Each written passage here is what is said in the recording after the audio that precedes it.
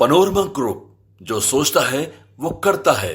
देखिए, कार्यकर्ताओं का मनोबल बढ़ाने के लिए कभी कभी कुछ बातें बोल देनी पड़ती है। उनका चरित्र और चाल 2020 से आप लोग देख रहे हैं, इसलिए उनके बारे में मैं नहीं कहता हूँ। नरेंद्र मोदी जी गरीबों के लिए जीते हैं, गरीबों के लिए मरेंगे, गरीबों के लिए बात करते हैं।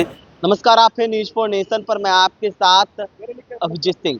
केंद्रीय मंत्री जीतन राम मांझी एक सभा में उन्होंने कहा था, अकेले चुनाव लड़ने की बात कही थी, जिसको लेकर सवाल किया गया है जीतन राम मांझी से, तो उस पर बड़ा बयान देते हुए नजर आ रहे हैं। और वहीं जिस तरह से चिराग पासवान की पार्टी के द्वारा ये कहा जा रहा था कि हम एनडीए में जब थे तो 133 सीट और 43 सीट के बीच में हमने चुनाव लड़ा था, लेकिन जदयू के साथ कभी चुनाव नहीं लड़ा था, जिसको लेकर जब सवाल किया गया जीतन राम मांझी से कि इतने बीच में वो सीट मांग रहे हैं, जिसको लेकर क्या कुछ कर रहे हैं जीतन राम मांझी, छोड़ जाते हैं उनके पूरे बयानों के साथ। आ रहे हैं भाई मनोज तिवारी जी, उनसे बात करो ना।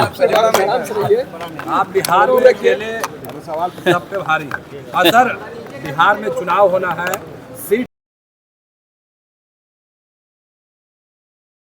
में सीट शेयरिंग का कोई झमेला नहीं है। जो हेड क्वार्टर से लोगों को आदेश मिलेगा वो मान्य होगा, और वो हम समझते हैं राष्ट्रपति जो उपराष्ट्रपति का चुनाव है उसके बाद ये बातें होगी। आपने कल दिल्ली में शायद आपने कहा भाषण में कि हमको जरूरत पड़ेगी तो हम अकेले भी चुनाव लड़ सकते हैं, क्या वो आपने ये बात आपने कहा था? देखिए, कार्यकर्ताओं का मनोबल बढ़ाने के लिए कभी कभी कुछ बातें बोल देनी पड़ती है। हमने कार्यकर्ताओं को मनोबल बढ़ाया कि आप लोग सभी सीटों पर तैयार रहिए। कहीं ऐसी ज़रूरत हो सकती है कि सभी सीट पर लड़ना पड़ जाए, और स्वाभाविक भी है, जब हम एनडीए को मदद करेंगे तो सभी सीट पर लड़ना होगा, क्योंकि हेलीकॉप्टर से यात्राएं करते हैं हम लोग।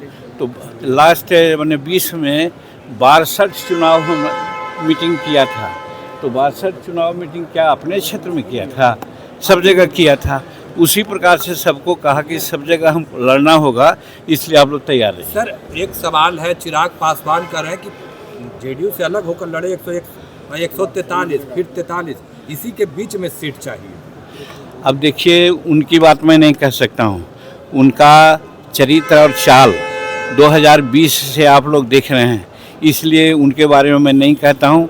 इतना ज़रूर कहना चाहता हूँ कि अभी एनडीए की ज़रूरत है भारत में और बिहार में।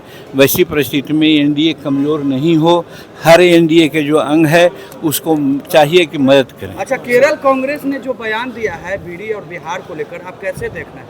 वो बहुत अपमानजनक बात किया है, और कांग्रेस वालों को तो लग रहा है कि उनके ज़मीन जो पैर का है सब निकल जा रही है।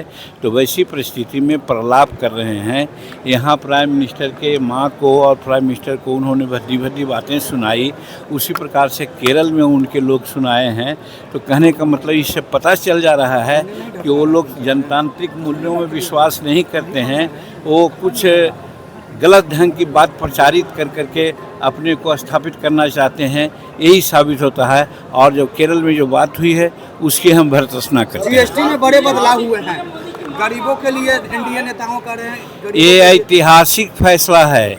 आज हम 46 वर्ष से राजनीति में हैं। इतना बड़ा सौगात गरीबों के लिए कभी नहीं दी गई थी, और ख़ास करके जब दिवाली और दशहरा मनाने जा रहे हैं हम लोग, उस समय आपने देखा है कि जो 28% का स्लैब था और 12% का स्लैब था, उसको कर दिया गया है 18 और 5, और उसमें भी दर्जनों ऐसे जिनिस हैं जिन पर 1 पैसा का भी जीएसटी नहीं लग रहा है, जीएसटी।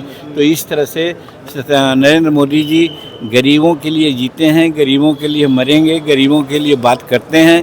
वैसी परिस्थिति में जो भी संभव था उन्होंने किया है।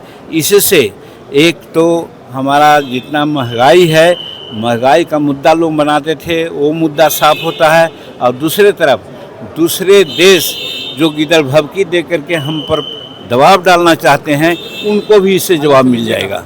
चलिए।